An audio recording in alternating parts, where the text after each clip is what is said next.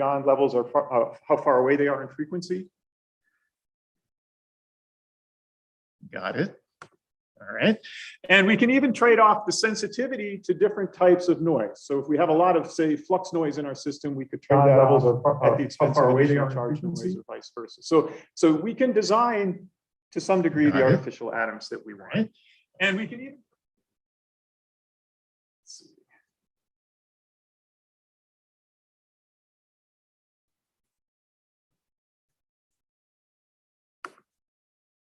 There we go. Okay, now we choose the transition frequency to be around 5 gigahertz. That's convenient because we can use microwave gear that's been developed over the last 20 or 30 years to control the qubits, but there's implications for that. And one implication is the temperature that we need to operate these devices. It's not because they're superconducting. Of course, we need to be lower than that temperature. But in fact, 5 gigahertz has an equivalent thermal energy of about 250 millikelvin. Just equate KT to H bar omega. And we want to be much colder than this temperature because a 5 gigahertz qubit at 250 millikelvin environment, the environment would be inducing transitions. So we want to be much colder than that. And that means, okay, let's say operating at around 20 millikelvin. This is an Arrhenius function, so a factor 10 is plenty. And we do that in refrigerators called dilution refrigerators. And what you're seeing here is the lowest stage of a dilution refrigerator. This is at about 20 millikelvin, 10 or 20 millikelvin. It's about half a meter across, half a meter down. So it's a large volume. And everything that you see in here is at that space temperature, right? And you'll see things that are familiar, filters, some of them commercial, some of them homemade, microwave switches, microwave lines, et cetera, that bring the control signals down to the qubits, which live inside these little packages here, or resonators, and then take the signals back out. And 30 years ago, this was somebody's PhD project, but today these are commercially available, and we just buy them, and usually they work. So superconducting qubits are in fact a silicon technology. Usually we think of quantum dots as a silicon technology, but superconducting qubits are in fact a silicon technology. We manufacture them on wafers made of silicon. Some people use sapphire. We use silicon. These are done on 200 millimeter wafers. That's a pretty big wafer, 8 inches. It uses CMOS tool set to do all that fabrication. The materials we use are compatible with CMOS: aluminum, tinitride, niobium, platinum in some cases. These are all materials that you can use in a CMOS foundry. If we zoom in on, say, one of these devices, here's a 5 qubit device where you see 5 plus signs in a row. These are capacitors, it turns out. Readout resonators to the northeast and control lines to the southwest.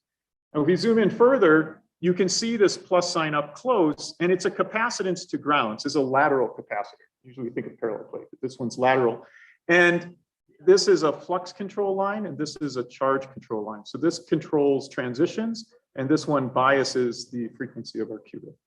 So if we go in even further, this loop here is in fact our inductor, and we have 2 Josephson junctions here. If we put magnetic field in this loop, we can actually tune the 0-1 transition frequency. I didn't mention that before, but that's quite useful. And then zooming in further, this is a picture of 1 Josephson junction, and we're now at the 200 nanometer scale. Okay, so this is what it looks like. Now, to control these, as I mentioned, we use conventional electronics, microwave electronics, and something called IQ mixing. This is an IQ mixer. We feed into it a local oscillator at a frequency that's close to the transition frequency, but not exactly. To get it resonant, we're going to add in the baseband frequency from one of these 2 pulses from an AWG. That's an intermediate frequency.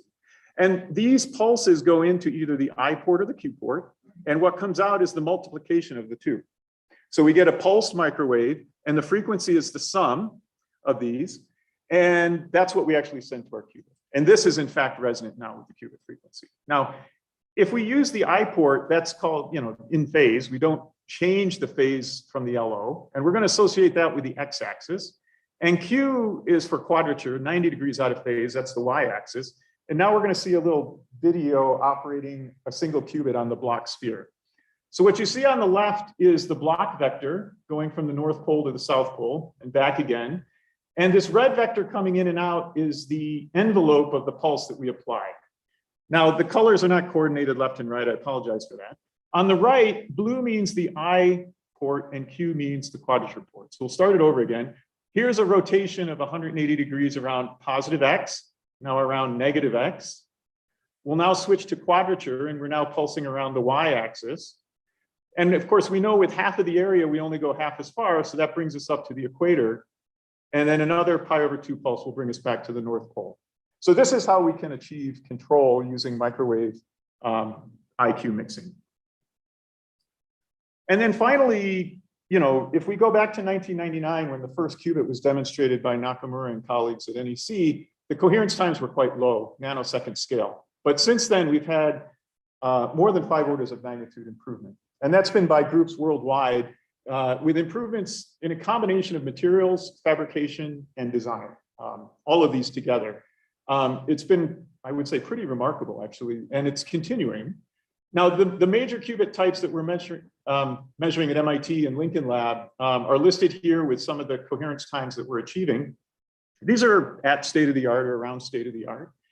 And of course, there's a question is whether this is going to continue on ad infinitum, right? And so we've done some research in this area about what else might limit us. And I won't talk about it today, but I would like to just say that some recent work, we looked at the impact of ionizing radiation, either cosmic rays from outer space or associated muons, or radioactive decay from trace elements in the walls, the concrete, okay? And this radiation comes in, breaks our Cooper pairs into quasi-particles, and that causes decoherence. And for the transbonds we were using, if we leave this unabated, the T1 would be limited to about 4 milliseconds. Okay, so this is the next, I guess, layer of the onion that we're trying to fix. And we showed also that lead shielding can help. That helps against the radionuclides in the wall, but not against the cosmic rays. To shield against that, you really have to go deep underground. But of course, there are other things we can do. We can create quasi-particle traps or phonons and stuff. Yes?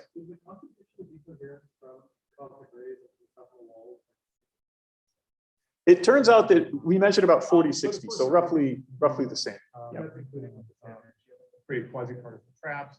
Well, for this, we had to use, when we use lead shielding, we could get rid of most of the walls, but not the cosmic rays. Yeah. So anyways, there's a lot we can do to mitigate those quasi-particles even if they exist. So hopefully we don't have to go deep underground. Another work that I want to mention here, but I won't talk about explicitly, is we've been working hard on improving the 2-qubit gate fidelity for superconducting qubits. And this is based in part on some work we did in 2018 by Fei Yan et al. For tunable couplers. And this was cited by Google in their supremacy demonstration. It allows us to calibrate larger scale systems. And based on this and some recent advances, we're almost at 3 nines fidelity for both the CZ and the I-swap gate. And just for comparison, the single qubit gates are between 3 and 4 nines. And so that's where we're at now. These are for devices with only 2 qubits. So we're now looking at 4 qubits, 9 qubits, and 16 qubits. But these numbers here are for 2 qubits in isolation. Okay, but what I'd like to talk about today is a bit more physicsy, and it's about a topic called giant artificial atoms, which I'll introduce in just a moment, and also noon state generation. These two topics are related to something called waveguide quantum electrodynamics, which I'll introduce in just a moment. And then at the end, I'd like to talk a bit about lattices of qubits, a 9-qubit lattice, and 3D integration of how we want to address larger scale lattices thereafter. Okay. So cavity quantum electrodynamics, I think everybody is pretty familiar with this. And basically the idea is that you have an atom, a 2-level system, inside a cavity. The atom couples to the cavity, the rate exchanging energy with the cavity G. There can be some non-radiative emission gamma, and of course there's escape from the cavity at a rate kappa. And we're using this for superconducting quantum information processing today. It's the main way to do it. It used to be both for control and readout. Today it's mostly just for readout. And the idea is that this cavity will protect the qubit from this environment out here, which would readily take energy away from it. Okay. And so that's great. What we'd like to compare or contrast with that is waveguide quantum electrodynamics, where basically you couple these atoms directly to a waveguide, which is an open environment.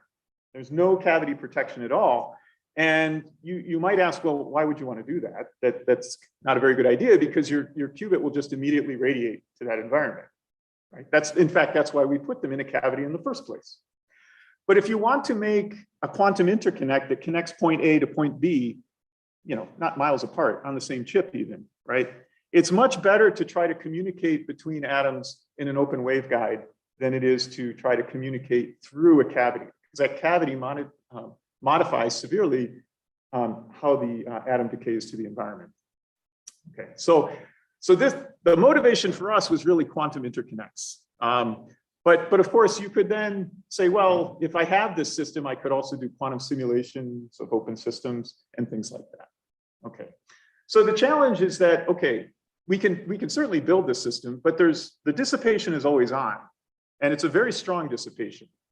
So is there a way that we can tunably couple these qubits to this waveguide so that we can control the qubits and then connect them to the waveguide and have them send their information somewhere else?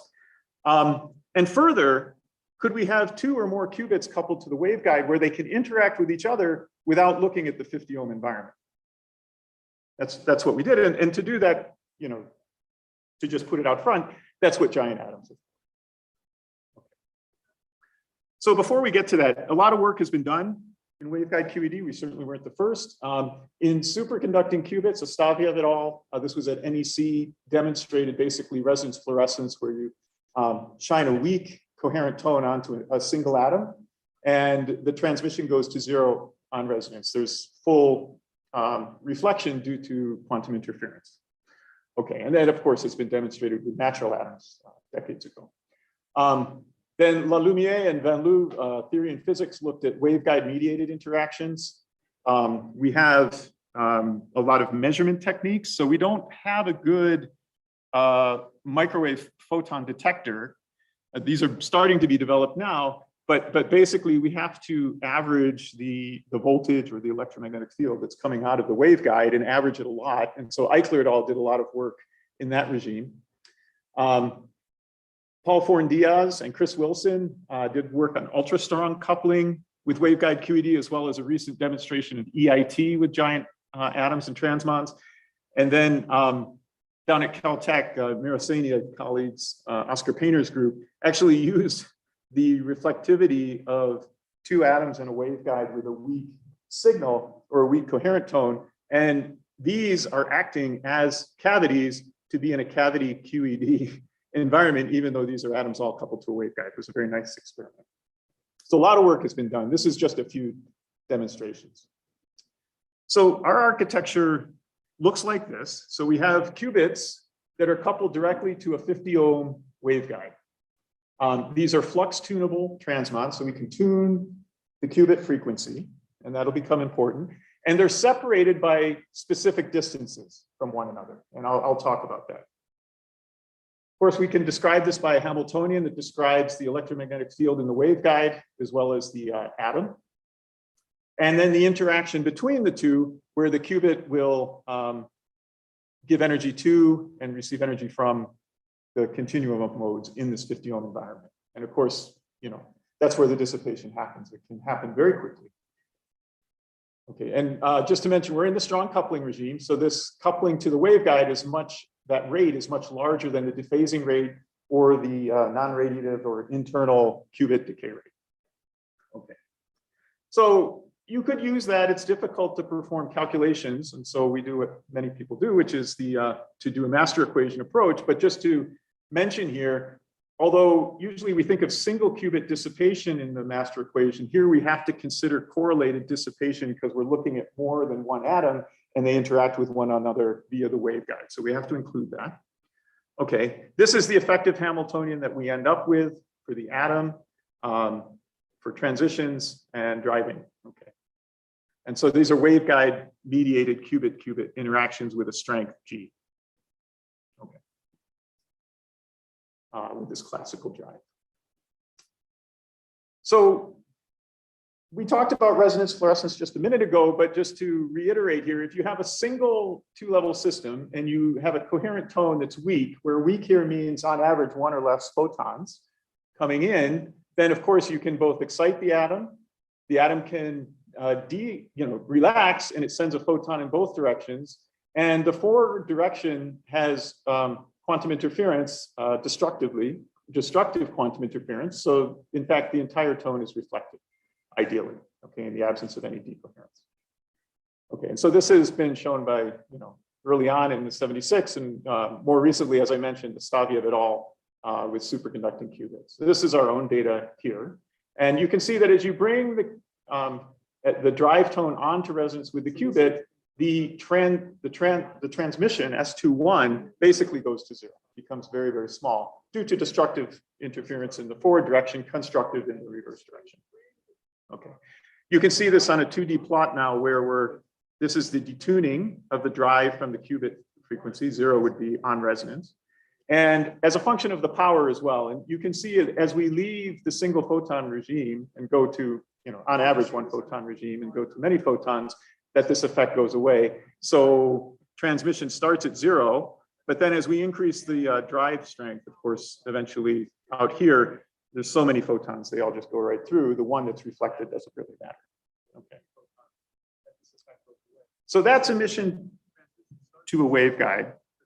Now, the way that we can measure, I wish we had photodetectors, microwave photodetectors, but today the way that we're measuring the output from these photons that come out is basically to measure the field. So these are the field operators.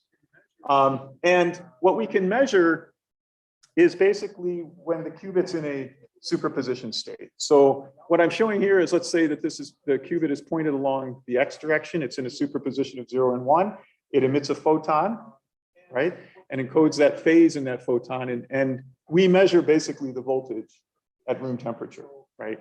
And it's oscillating back and forth as a function of time, just as this vector is rotating around. Okay. Now, you might ask what happens if we have the qubit in its, say in its excited state. Sure, it can relax and emit a photon, but that's a Fock state, and there's no phase there. And so if we just average, we get zero. So we don't, along the qubit's quantization axis, we're not actually able to measure the photons it emits because it's a Fock state. And of course, if the qubit is in the minus x direction, then if we get these oscillations again, and you can see that they're out of phase, the green and the blue. Okay, so we're basically making a measurement of the voltage, and in the qubit's basis, it's along, say, the x direction. And so the details here for the theory, the input-output theory is Lalumiere et al. From Sherbrooke, and then Eichler et al. At ETH did the first experiments to actually demonstrate this.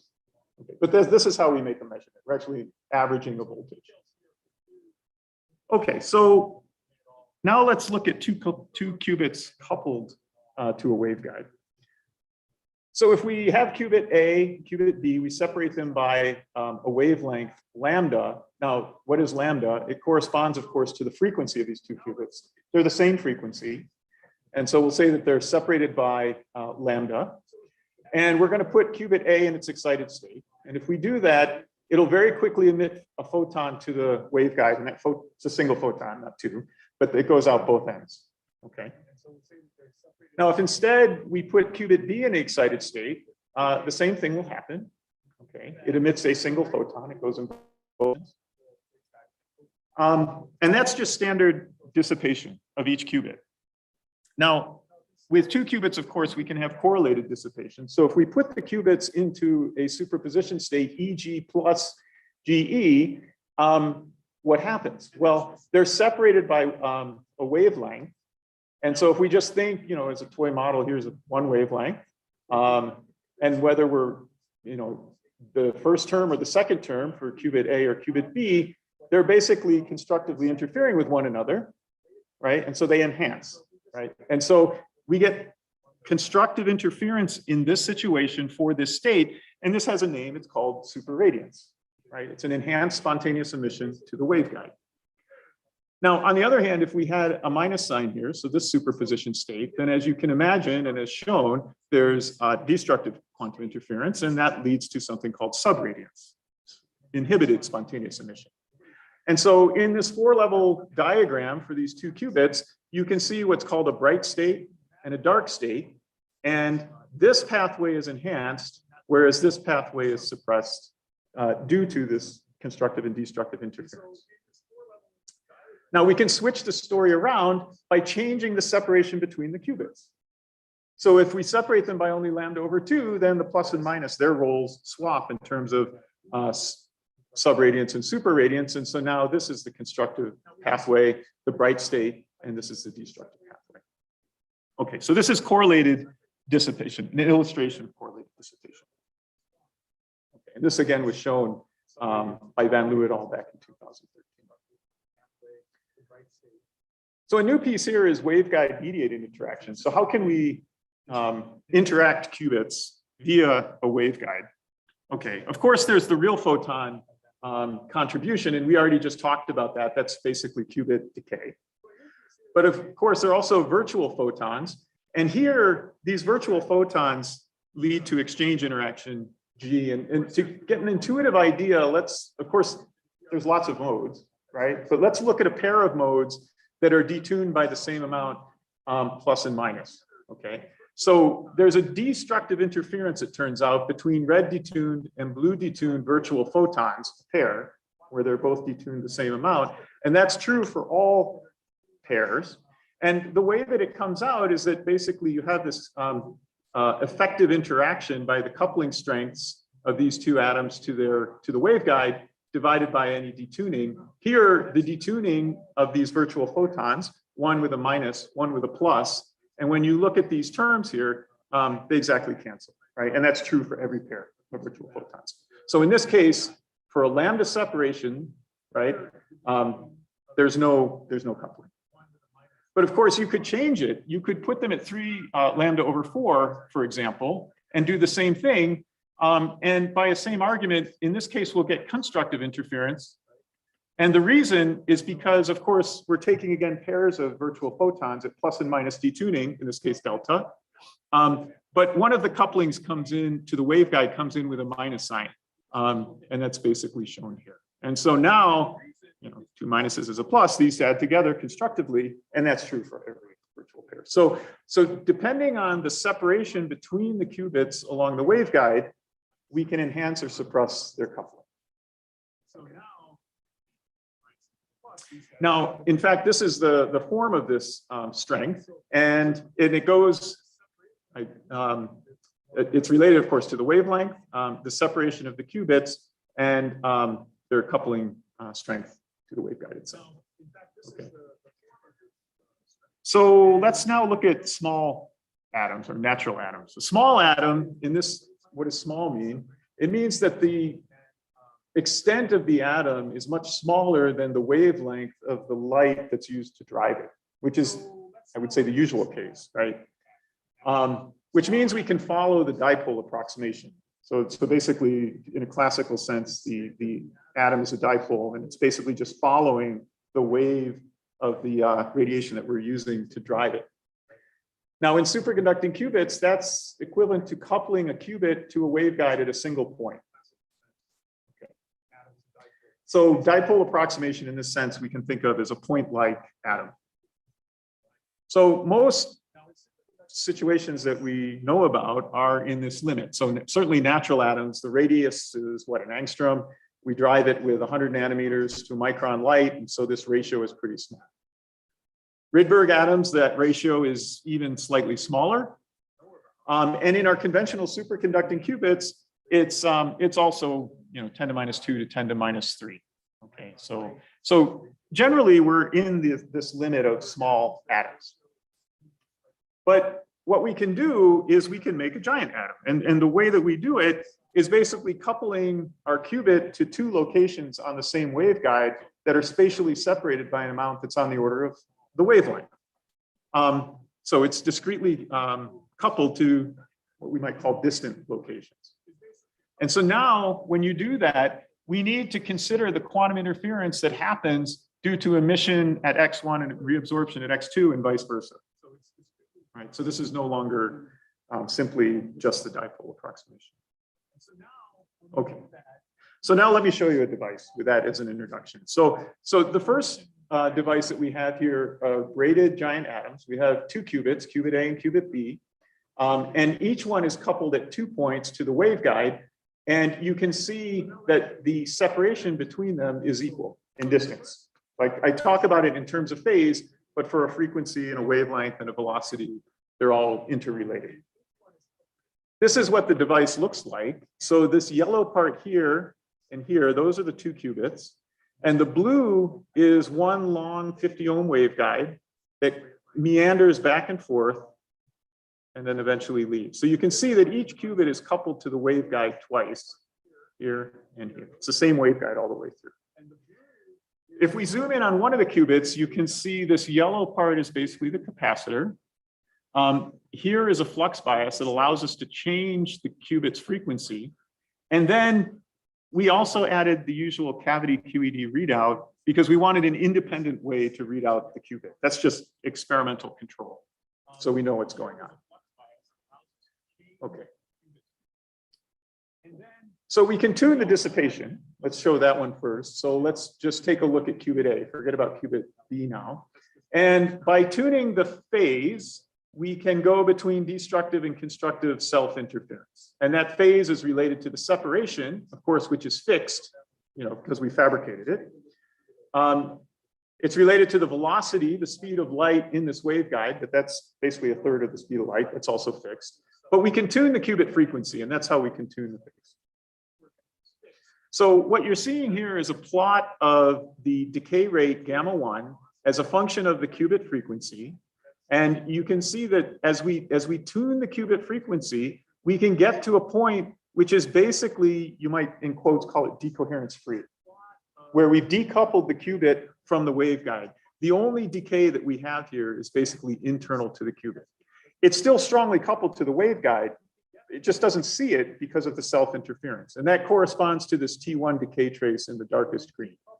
Now, as we detune from that frequency, i.e. we're changing the phase and moving more towards constructive interference, we can see that we're enhancing more and more the spontaneous emission to the waveguide. Okay, and so this is an example of tuning the dissipation to the waveguide by controlling the qubit frequency. Okay.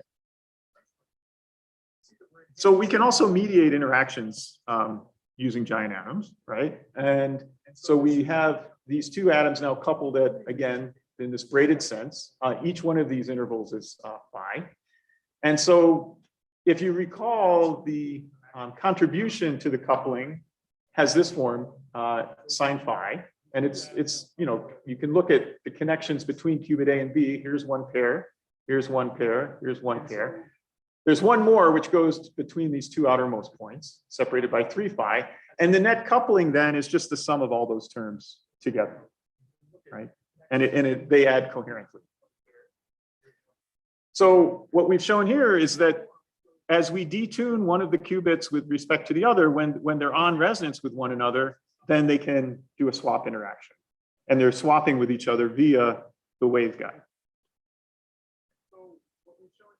And of course, that happens over a wider range of frequencies, but there is a certain frequency where not only are they swapping, but they're also decoherence free, right? That's an important point. So that means two qubits are very strongly coupled to the waveguide.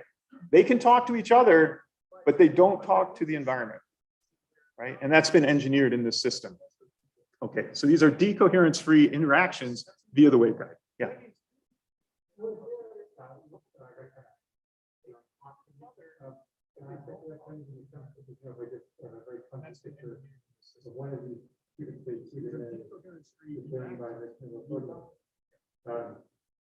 I imagine that because of the emission from the rightmost node that could cancel by the emission from the left, vice versa. But there's some transit time the field between them, and there's some sort of characteristic rate that the same happening. Isn't it like kind of Yeah, that's exactly right. So we're making an assumption here that basically that transit time is basically instantaneous compared with the other time scales of our decay in the system. So you're absolutely right. If we put these miles apart, it wouldn't work the same, right?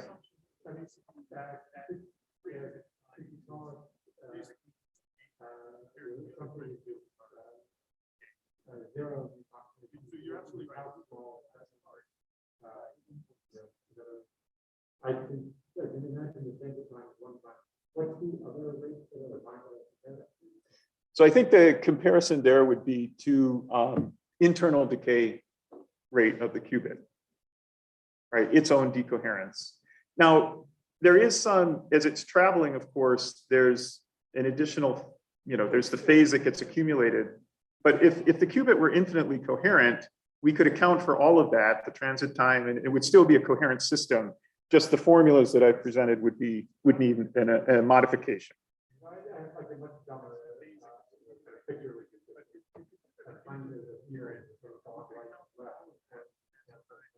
Yeah, sure.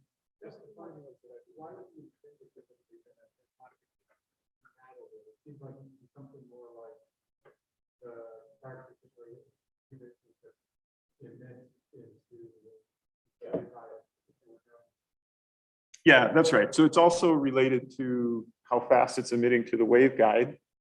And, maybe another way to think about it is that, before there's any excitations, we set up a mode structure, right, in here, and then we ask what's populated. And so there's a set of modes, and they have some basically line width to them, and it's related to how fast it's emitting to the waveguide, and then also the intrinsic, how coherent is the qubit in a non-radiative sense, and how fast is it emitting, and how fast it takes the information to go from one place to another. Yeah. Okay, so we have two qubits. We can couple them to a waveguide. They interact with each other, but they don't decay to the environment. Okay, so that was with coupling at 2 points for each qubit. But of course, we're not limited to that either. We can add more coupling points. And if we look at what happens to this gamma 1 decay rate, okay, we saw this for 2 coupling points, but we can get something that looks like a double well for 3, or a triple well for 4, and et cetera. So this is one way that we can engineer one axis. We can also change the relative coupling strengths of each qubit to the waveguide. And so if they are, say 0.5, you get this double well like. If it's 1.5, this middle barrier is lower. And effectively, if it's a factor 3, then it gets even lower. So this is another way that we can engineer the interactions. Okay. And in addition to just the distances, right, that we've already talked about and phases between these points. So in the demonstration that we published, we looked at n equals 3. So that means each atom or artificial atom is coupled at 3 points. And the coupling of gamma 2, the one in the middle, is stronger than the ones gamma 1s. And they're also separated in this way. I'll show the numbers in just a moment. The device itself looks a little more complicated, but it's basically, again, one waveguide meandering back and forth, right? So an input and an output, to create these couplings to the 2 qubits. Okay, so here's the numbers. Phi 1 is about the same as Phi 3, and those are half of Phi 2 in terms of these distances. And then gamma 2 is about almost a factor 4 larger than gamma 1. And I'll show in a moment what that looks like. Yeah, here it is. So in terms of, because n equals 3, we could get a decay rate that has this double well-like profile. And the reason we did that is we wanted 2 decoherence-free frequencies where we could park the qubits that weren't the same frequency. So one qubit will be parked here and it's isolated from the waveguide environment. The second qubit can be parked here and it's isolated from the environment, but they don't talk to each other because they're so far off resonance with one another. We also wanted to tune the coupling via the waveguide in such a way that at those decoherence-free frequencies, there is some net coupling. So that if we brought, say, this qubit over to this well, so they're both resonant, they can talk to each other, but they're still decoupled from the waveguide. And then when we want to turn that coupling off, we just move it back over here. So that's why we engineered it in this way. And so with that, we did this following experiment where we start with each qubit, and we're looking at on the side now, this is frequency, decoherence-free number 1 and number 2. We put one qubit here, we park them. They're not coupled. They're also not decaying to the waveguide environment. We do a pi pulse on qubit B to put it in its excited state. And then we bring qubit A into this well. So it's now resonant with qubit B. And so there's a swap operation that happens. They exchange energy between one another. And then we detune it back when we want to stop, and we change the amount of time that it swaps. So we'll swap energy for some amount of time t, and then we turn it off. And then we read out. And so here's the swap operations between qubits A and B. You can see where it's dark here, it's yellow, and vice versa. This axis is just the detuning. 0 would be when they're on resonance. So it's the usual chevron pattern. If you take a slice right down the middle, then you can really see these oscillations, swap oscillations. And of course, if we choose this time right here, we can create an entangled state. And the entangled state is 0, 1 minus I 1, 0 over root 2. And if we do tomography, state tomography of that, we get about 94%. Now, that's not a world record for cavity QED by any sense, but for waveguide QED, that's unbelievably long or unbelievably high. Usually we wouldn't even report it because the decay would happen within a few 10 nanoseconds generally. But we were able to do all this and still create an entangled state and then measure it because we could basically turn on and off the coupling to the environment. Yeah.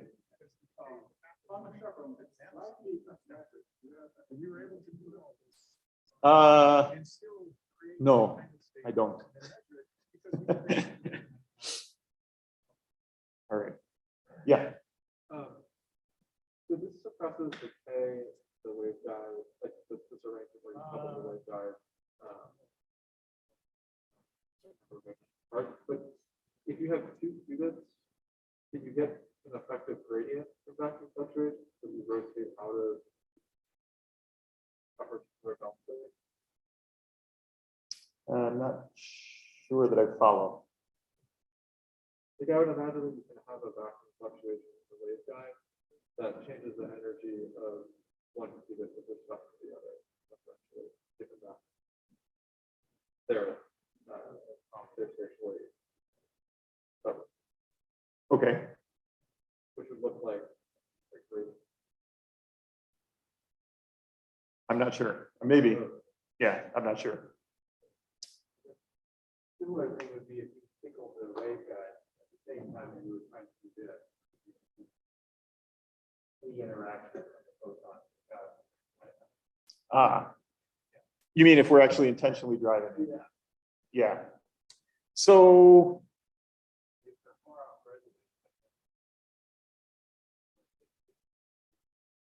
yeah, so that's, it's a good question. I don't know. I think that, you know, if you, it's easy in the case of just a single atom, right? In the resonance fluorescence, that we know what happens. In this case, then, you know, if you're driving it externally, then you need to look at how the quantum interference from both of those atoms happens, right, under the external drive.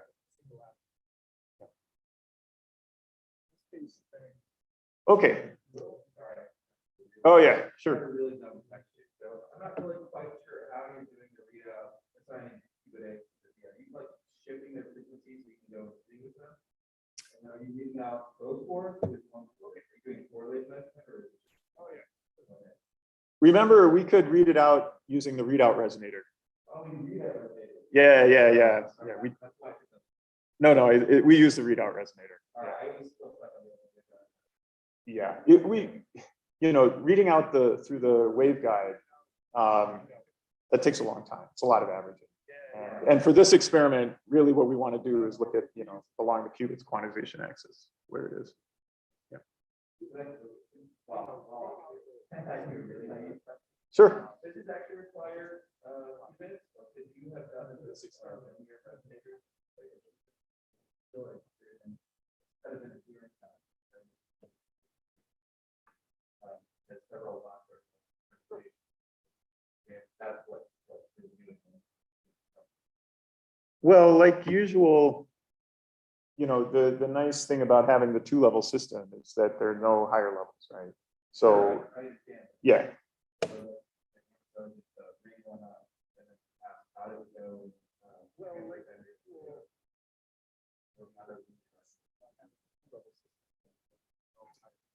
Like you get to the same dynamics, or is it like it really requires two levels? I don't know. That's a good question because, you know, the analysis that we've done here is emission from a two-level system, right? If you ring up a resonator, then it's basically a coherent state, right, of some sort, which is a sum over these, right, photon number Fock states, right? So we never here exceed n equals 1 on average, right? Yeah, so I'm not sure what happens when you start getting 2, 3, 4, 5, 6, etc. Yeah, it's an interesting question. It's an interesting question. I haven't thought about it. Yeah, so in this rate model that you show here, you need single qubit communication. How do you do it? Oh, yeah. So we could, okay. So in this case, we could actually control the qubits. We can either control them through the readout resonator, or we can control them through the waveguide as well. Yeah. So there's different ways that we can control the qubits. That's right. Oh, yeah. So Yep.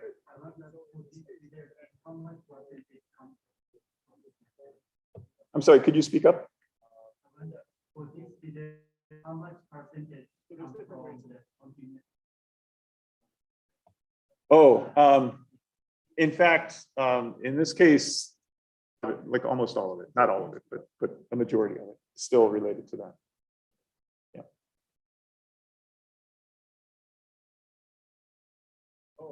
So we can use this idea and extend it, and I won't talk about, these are ideas that we've got with Copal and at Chalmers, Anton. But, you know, we could imagine using this spin chain of nearest neighbor interactions, where we now use giant atoms instead of, you know, small atoms, and interleave like this, which can be done just by meandering a waveguide around. We can even do to all interactions, which requires, you know, breaking the plane 3D integration, either in the way the qubits couple or in the way the waveguide is. So these are some ideas of things that we want to do next. Haven't done them yet. And let me just talk briefly about noon state generation. It's a similar system, but we actually did this experiment before the giant atoms experiment. So we didn't use the giant atoms protection, but we still have qubits coupled to a waveguide. There are 3 qubits. And if we look at just the outer 2, qubits 1 and 3, these are separated by 3 lambda over 4. And if we put both qubits 1 and 3 in their excited state, and then we look at how they could emit to the waveguide, it's basically looks like bosonic scattering. So if we think about the relative phases that accumulate here for two photons emitted to the left direction, we get a phase of pi over 2. And it's propagate basically from this propagation here, or, you know, minus 3 pi over 2, if you'd rather. Then here, going the 2 to the right, the relative phase is minus, in this language, pi over 2. And then emission both left and right, 1 photon each, it turns out that these phases come in with a minus sign, so plus and minus pi over 2. And so they destructively interfere to 0. And so this looks like bosonic scattering. You know, 2 identical bosons collide and then bunch. And when you do that, you basically almost for free get this noon state 2, 0 minus 0, 2. So 2 photons go left or 2 photons go right. Now, if instead you chose qubits 1 and 2, which are separated by lambda over 2, it's basically the same story for, but different phases. So the 2 to the left, it's minus pi, the 2 to the right, it's plus pi, but 1 left and 1 right, they don't destructively interfere anymore because this, the phase is now pi, okay, minus pi and plus pi is the same number, so they just add together, and this is just standard partitioning, right? Nothing special. So again, we can measure the, do state tomography for the noon state, as well as for this standard partition state. Here the fidelities are about 85% or so. And again, we're not protecting them from the waveguide. We basically just excite the 2 qubits and then let the scattering happen. But even in that short amount of time, coupled to a waveguide, the emission is so fast, right, that it's enough to go from 100% fidelity down to 85%, right? So the main source of infidelity here is just T1 into the waveguide during the qubit state initialization, to the EE state. And we could use giant atoms or tunable couplers to improve this. Okay. Yeah. Yeah, in a sense, for these input-output relations, you can think of the scattering, the effective scattering looks like a Hahn-Mandel experiment, but it's not that we've got, we start with two identical photons and collide them. We actually start with 2 identical qubits that emit photons and collide them.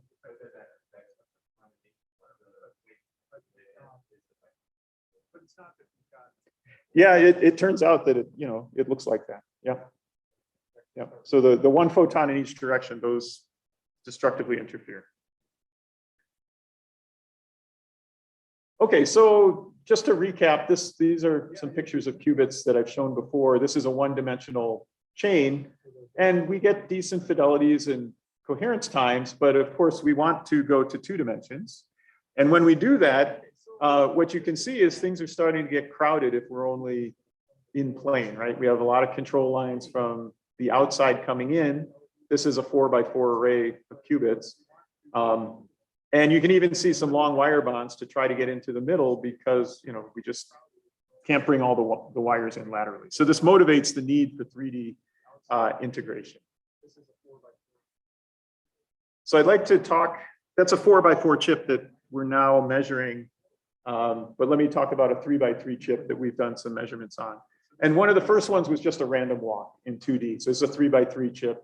If you want to get from point B to point A in Manhattan, of course, if you're a bird, you'll just fly, but we have to walk on the ground and take left and right turns. And you can define a distance, a Manhattan distance, basically as how many steps you take. So whether you go up or to the right, that's 1 step, 2 steps, 3 steps, 4 steps. Okay. So if we define that Manhattan distance from 0 to 4, and we start with an excitation in 1, then we can trace the excitation at each step. So of course, at step 2, we're combining these 2 qubits 2 and 4 contribution together, et cetera. And this bounces back and forth as shown. And this is experiment, and this is simulation of a 3x3 array. So it matches very well. The fact that this just bounces back and forth is really an artifact of the high degree of symmetry and the fact that it's only a 3x3 array. If you go to 4x4 array, it wouldn't look this clean, but it still matches very well between experiment and your simulation. So this is basically a Bose-Hubbard model, right? Where the local site energy is basically your qubit frequency. The on-site interaction is the qubit anharmonicity, and the nearest neighbor interaction is the qubit-qubit coupling. Now we're in what's called the hardcore limit, where the on-site interaction is much larger than the coupling between neighbors, okay? So that doesn't mean it's non-interacting, it just means it's strongly interacting, and this U is much greater than J. Okay, so we've observed things like a quadratic speed up when you go from 1 dimension to 2 dimensions, as we'd expect. And we're working on multiple excitations, localization, and out-of-time ordered correlation measurements. And we've completed these for the 3x3, and we're now looking at the 4x4, and there are a couple papers. So let me just highlight some of the 3x3 results. So in the localization, we can emulate Anderson localization both in 1D and in 2D of this 3x3 array. And here, because we can control the qubit frequency locally, we can basically set the disorder, and we'll give it a strength delta. And the disorder strength is shown here, normalized by J, the qubit-qubit coupling. And we then have an excitation, and we see how it localizes, both in 1 and 2D. And you can see that whether we look at the data, a simulation, or just calculation from theory, these all match pretty well, until you get into a regime where you start to see edge effects. There's another type of localization called Wannier-Stark localization, where you apply a field, basically. So it's a gradient. And we can, again, control the disorder in this way. And so in 1D, you would put an excitation, say, at number 2, and then see how it tries to leave with this gradient all the way around. And of course, because of the gradient, that excitation will try to leave, but it comes back. It leaves and it comes back. And these are called block oscillations, as you see here. And again, the match between the data and the theory here is pretty good. We can do that in 2 dimensions. And in fact, now we have gradients both in X and Y direction. And we exercise that fully, but just to show one example where those gradients are equal in both X and Y. Again, you can see the block oscillations shown here. And here, this is a bit old data. We have better matching now in this regime here. So this looks pretty good. And these are both papers are on the archive, one about the localization and another one about OTOC experiments, out of time ordered correlation functions. But I won't have time to talk about that today. So a very generous donation from Keysight Technologies is allowing us to build a fridge with electronics that'll control up to 64 qubits, right? And we're currently at a 4x4 array. That's what we're measuring now. And we want to go to 5x5 and 6x6. And in fact, we have a joint work with Jun and colleagues here, where we're trying to do this for superconducting qubits and neutral atoms. And but of course, to do this, we can't rely on wire bonding like this. It's just not going to work. So we have to do 3D integration. And this is something we've been working on for a number of years. And let me just show you a few pictures, and then I'll conclude the talk. The way we're looking at 3D integration is through something we call a 3-stack. And we call it that because it has 3 chips that we join together. One is the qubit chip. One is an interposer with TSVs, and one is what you might call a readout and interconnect layer. And it has multiple wiring layers. And the idea is that, as you can see here, you bring in signals to the readout and interconnect chip. You then route them around where they need to go. And then when they get to where they are under the qubit they're supposed to address, you bring them up through a TSV, talk to the qubit, and the signal comes back down, and then you reroute it out somewhere else, and it comes out the readout line. So there's a couple advantages to doing it in this way rather than monolithically. One is that the qubits today have high coherence because they basically have a large mode volume. Most of the electric field is in a high Q material, whether that's vacuum or intrinsic silicon, and not in the defect region on these surfaces. So by making the qubits big, we basically dilute the electric field or dilute the impact of these defects. And that is maintained in this environment because the interposer is made of the same material as the qubit chip. Now, that has another nice feature, which is that it gives us another plane that we can use to use active devices like qubits or couplings. So now we have 2 planes. Through silicon vias was another important innovation that enables this to happen, and these are superconducting. And the other thing that this allows us to do is fabricate each of these independently, because the fabrication techniques we need to make high coherence qubits is very different than the fabrication techniques we use to make these multi-layer niobium stack up. Now, someday we might be able to learn how to do all this monolithically together and achieve high coherence, but we don't know how to do that today. At least I don't know how to do that today. So this is a way that we can do it. We fabricate them separately and then bring them together. So what it would look like is this top chip would be something like, say, our 4x4 array flipped over, face down. Okay. This interposer has through silicon vias, which are these etched, holes here, basically. They're 210 or 200 microns deep. The diameter here is 10 to 20 microns. So the aspect ratio is 10 or 20 to 1. If we put, thousands of them in series, say 1600 and 3200 in red, above the transition temperature for titanium nitride, which is what lines them, you can see the resistance is 2x, as you'd expect for twice as many. But below the transition temperature, they both go to 0. So they superconduct. This is what it looks like from the side. 160 nanometers of titanium nitride at the top. At the bottom, it's about 100 nanometers. So that's pretty decent lining coverage. And then I just love this picture, so I show it. It kind of looks like a waterfall or something. But we make them in this oval shape like this. So this is basically 10 and this is 20 microns. But if you look at them next to the qubit, they're tiny compared to the size of the qubits, right? And so here is a microwave transition which has 10 of these TSVs, okay? Now, if you compare this to other groups who are making TSVs, they're pretty big. So some folks are using 500 micron TSVs. The smallest I've seen are 100 micron TSVs, but you can see that you can't put many of these TSVs when they're that big realistically into a qubit the way that you would like. You need these tiny TSVs. There's another feature here that, the qubits are big and the resonator is also about 1 millimeter long.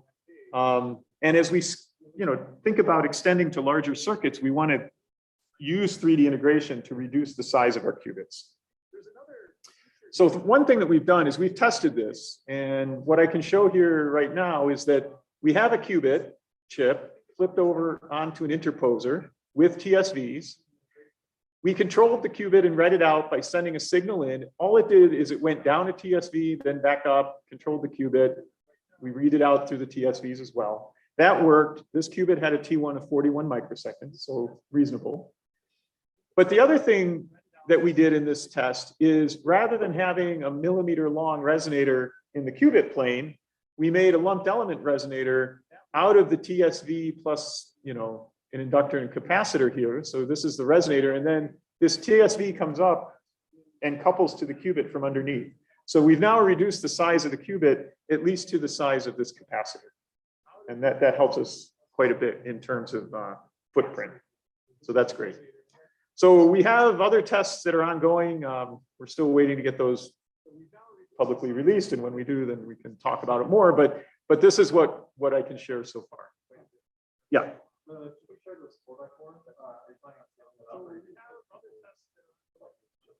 Oh, for now, we would increase on a single chip. Yeah, at some point, maybe it gets to the point where we need a couple of different chips together. Yeah, and that can be done with the same bump bonding type technology. Yeah, like chiplets. Yeah. Okay, last slide, I think. This readout and interconnect layer is a niobium process with 8 metal layers, M0 through M7. It's got Josephson junctions, vias, of course, because you need to route the signal where it needs to go. This is where we connect to a TSV. And it even has resistors in here because we can use this for single flux quantum. It's a classical digital logic. We're not using that yet with our qubits, but at some point in the future, if we wanted to, this would also handle that process. This is the process that we use for traveling wave parametric amplifiers as well. So we can imagine putting those down here. And so with that, thank you for your attention. Let me acknowledge many people. This is just a small picture of all the folks at Lincoln Lab, as well as the Engineering Quantum Systems group at campus. Let me also recognize Anton Frisk-Kokum at RIKEN and Chalmers and Franco Nori at RIKEN, with whom we collaborated for the giant atoms experiment. And then, of course, all of our sponsors who make the work possible. And thank you for your attention.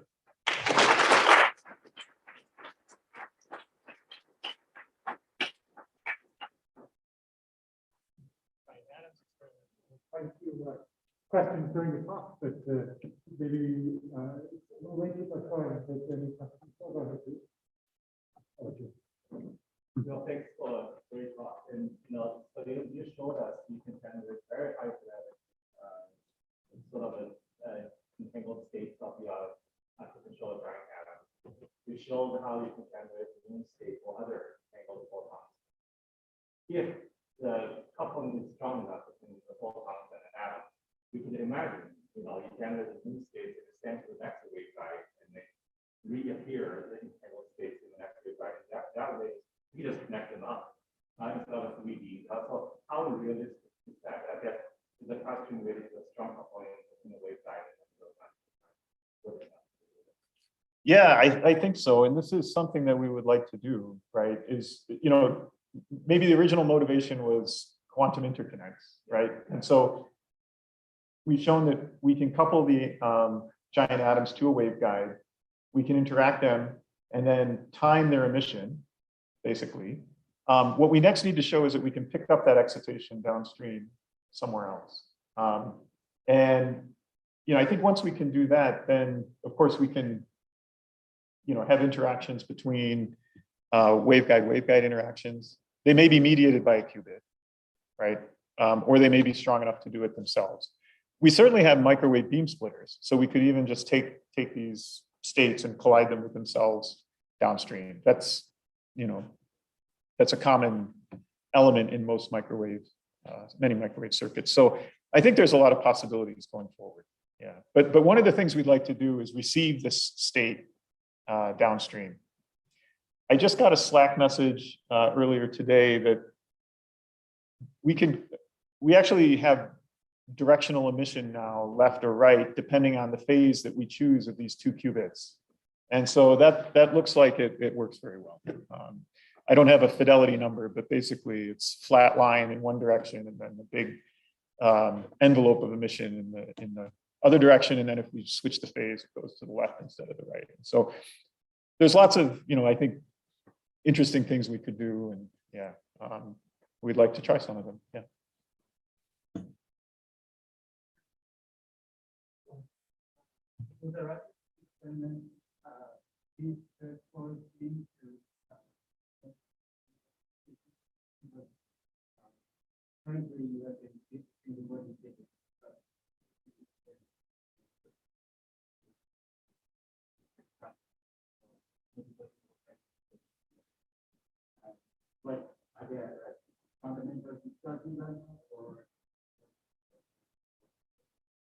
Yeah, I'm really sorry. I don't hear very well. Could you speak up? Interacting many body participants and the fundamental differences or what is the Yeah, so we thanks for the question. The question was about many body experiments with these lattices. So I didn't show it, but we have done an OTOC or out of time order correlation function experiment using this Bose-Hubbard model, but in the hardcore limit, right? And we basically do an equivalent of, it's called a Lohr-Schmidt echo, but it's basically the equivalent of a spin echo. So we can run time forward and backwards. And if you're familiar with these OTOCs, you have an excitation at some part in the lattice, and then it will evolve according to some light cone. It's limited by, of course, the speed of light and, of course, the speed of the coupling within the circuit. And then if you reverse it, it should come back, right? And if you have a second excitation in the lattice, but it's outside the light cone, then it can't affect the reverse process, and it should still come back. But if you evolve the system forward and then put in another excitation and then reverse time and come back, of course, it won't recohere perfectly because there was another excitation within the light cone. So those are the types of experiments that we've done so far, and we would like to do more of that in this 4x4 and 5x5. We don't have the 5x5 yet, but in the 4x4 lattice, we would like to start thinking about more of these sort of many body type experiments. Thank you.